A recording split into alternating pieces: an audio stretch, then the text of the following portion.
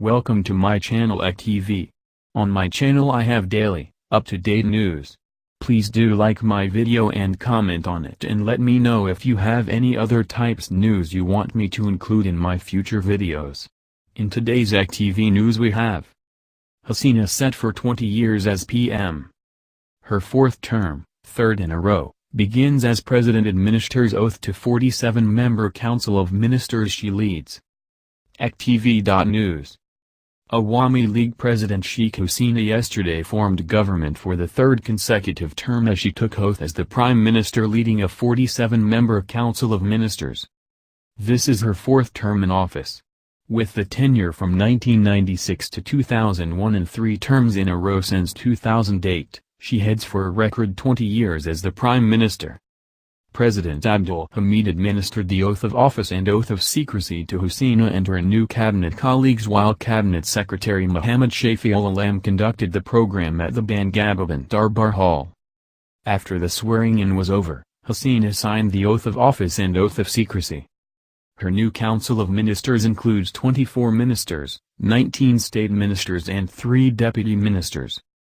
She has dropped 34 of the previous cabinet, including al-heavyweights Amir Hussain Amu, Tofail Ahmed, Muhammad Nazim, and Masha Chowdhury, to induct 27 new faces and 4 former ministers into the Council of Ministers.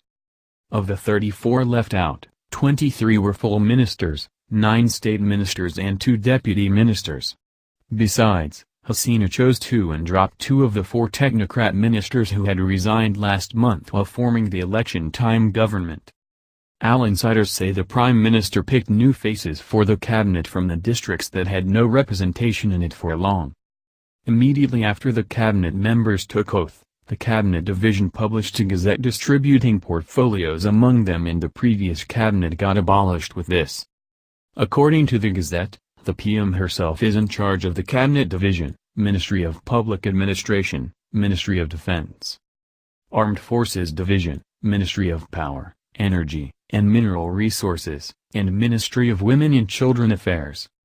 Guests at the jam-packed glittering Durbar Hall included the Prime Minister's family members including younger sister Sheikh Rehana, former President Aqm Badruddin Chowdhury, Chief Justice Syed Mahmood Hussain, Chief Election Commissioner Nur al-Huda, judges of the Supreme Court, MPs, other political leaders, chiefs of the 3 services, members of the diplomatic corps, journalists, distinguished personalities and top civil and military officials.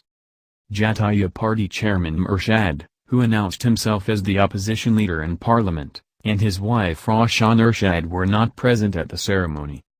Party insiders said Urshad couldn't make it due to illness. 5 JP MPs including Fakhrul Imam, however, joined the program.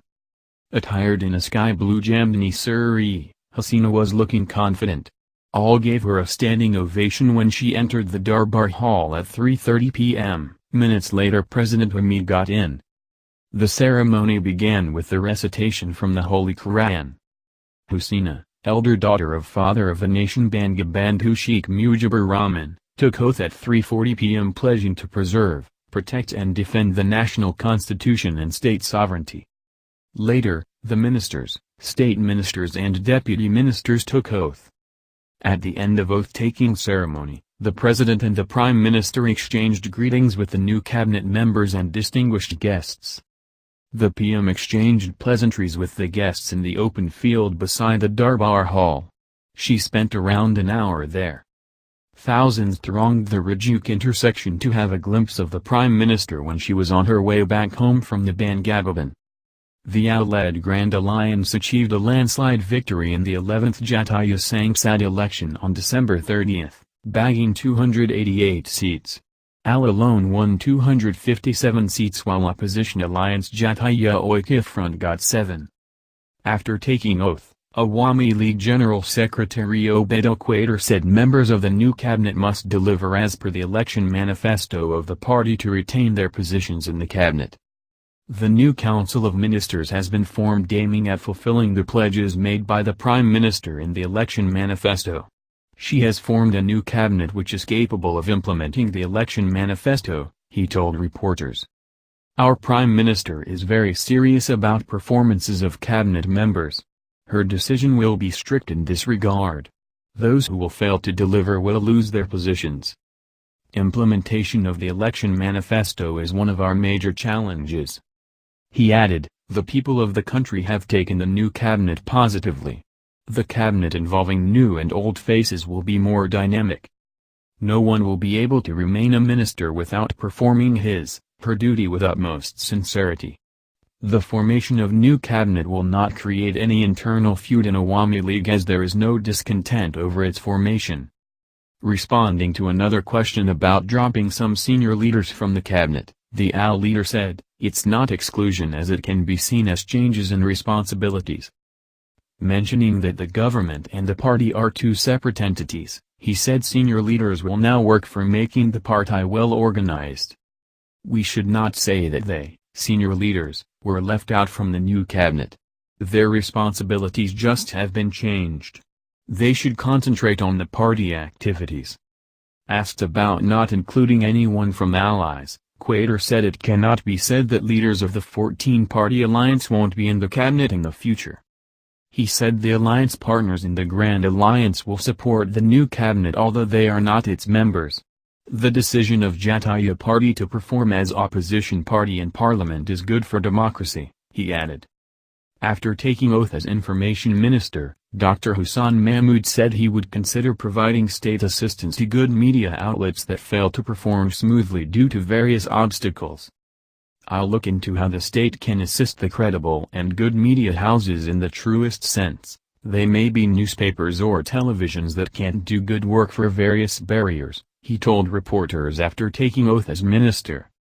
Shahabuddin, new Minister for Environment, told this correspondent that his first priority will be to tackle the adverse effects of climate change. The new Minister for Health, Jihad Malek, told the Daily Star that his first priority will be to improve quality of service in public hospitals and implement the ministry's ongoing development projects. Sheikh Hasina along with members of her new cabinet is scheduled to visit the National Martyrs Memorial in Savar this morning, party sources said. Mob beats extortionist to death in Chattogram. Angry traders and locals yesterday morning beat a former Bangladesh Khatra League, BCL, leader to death, for alleged extortion, at Baharli Railway Bazaar in the port city. The dead was identified as MD Mohiuddin Sohail, 35, son of Abdul Barak, from Chandpur, police sources said. His father was a former sub-assistant engineer of the Bangladesh Railway East Zone. During the incident, agitated traders of the market, the second largest wholesale market in the port city, torched what they claimed was Sohail's torture cell. They also protested by keeping their shops closed for 2 hours, demanding an end to extortion. Sohail was a former General Secretary of BCL Chittagong Government Commerce College Unit and was also a member of the BCL Central Committee. Hassan Murad Biplab, a former Vice President of the college's student union, told this correspondent. He added that Sohail had later gotten detached from political activities. AKM Mohiuddin Salim, officer in charge, OC, of Double Mooring Police Station, said the incident took place around 10 a.m. A encounter chase took place between the traders of the market and Sohail's followers. He also said that police rescued Sohail and one of his aides around 11 a.m. Sohail was taken to Chittagong Medical College Hospital, CMCH, where he succumbed to his injuries, the OC said, adding that the traders claimed the incident was a protest against extortion. A murder case would be lodged in this connection, the OC said. 2 other people, including local trader Osman Khan, who is also the Joint Secretary of the Chattogram Unit Jatiya Party, were injured during the incident. They were also being treated at CMCH. Jahir Hussain, Inspector, Investigation, of Double Mooring Police Station, said. According to witnesses and traders, Sohail had been extorting money from the traders and also the market-bound trucks with the help of several of his aides for the past year and a half.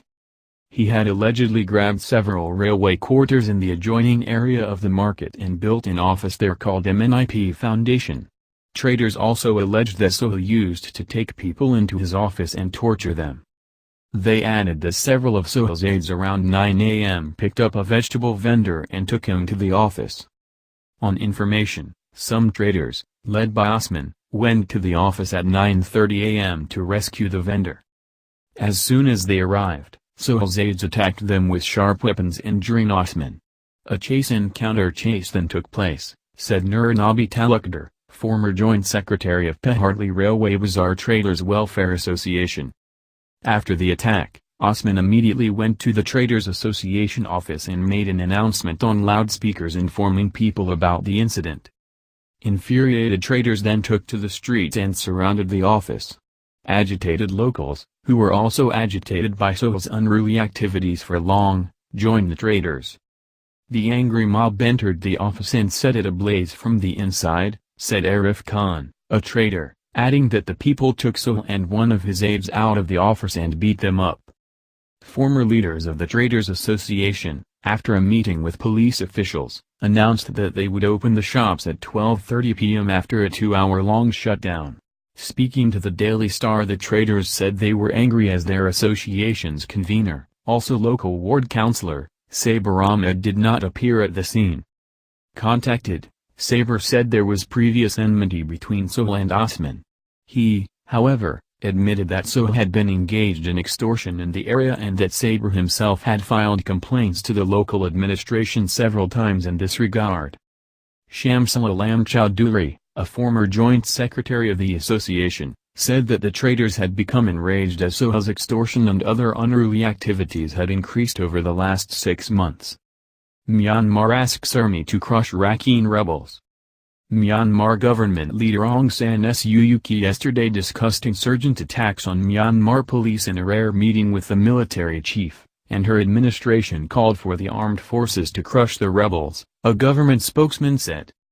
Fighting between government forces and the rebel Arakan army in the western state of Rakhine has displaced thousands of people since early December, according to the United Nations. The Arakan army wants greater autonomy for Rakhine, where the mainly Buddhist Rakhine ethnic group makes up the majority of the population. Rakhine State saw a military-led crackdown in 2017, following attacks by Rohingya Muslim insurgents that prompted hundreds of thousands of Rohingya to flee westwards into neighboring Bangladesh. Myanmar government spokesman Aung said Suu Kyi, President Win Myint and other cabinet members met military leaders, including Army Chief Min Aung Hlaing, his deputy and the military intelligence chief, to discuss foreign affairs and national security. The president's office has instructed the military to launch an operation to crush the terrorists, Aung told a news conference in the capital, Naypyidaw. While Suu Kyi is barred from being president by a military-drafted constitution, Win Myint is a loyalist and she is seen as de facto leader of the civilian government, while the military remains in charge of security. The insurgents killed 13 policemen and wounded 9 in attacks on 4 police posts on Friday, as Myanmar celebrated Independence Day, state media reported. An Arakan army spokesman outside Myanmar told Reuters last week the group attacked the security forces in response to a broad military offensive in northern Rakhine state that also targeted civilians. The UN Office for the Coordination of Humanitarian Affairs said yesterday that 4,500 people were sheltering in monasteries and communal spaces after being displaced by the fighting in the past month. Cycle of violence. Aung described the Arakan army as a terrorist organization and said it had surprised security forces on guard against Rohingya insurgents. He said the Arakan army could destabilize Rakhine state for years to come and warned people not to give it support. Do they want to see a cycle of violence lasting decades? He said. I want to tell Rakhine people who are supporting the Arakan army, don't think about yourself, but think about your next generation. Myanmar governments have battled various ethnic minority insurgent groups since shortly after independence from Britain in 1948. Though some have struck ceasefire agreements.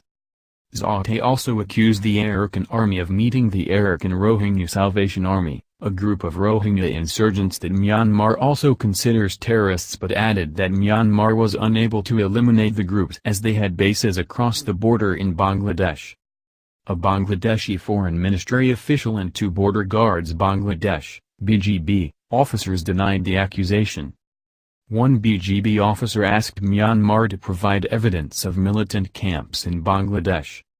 "All the terrorism is taking place on the other side of the border," said Lieutenant Colonel Manzurul Hussain Khan, a BGB commander in Cox's Bazar, the district where more than 900,000 Rohingya Muslims are sheltering, having fled bouts of violence that have drawn international condemnation against Myanmar.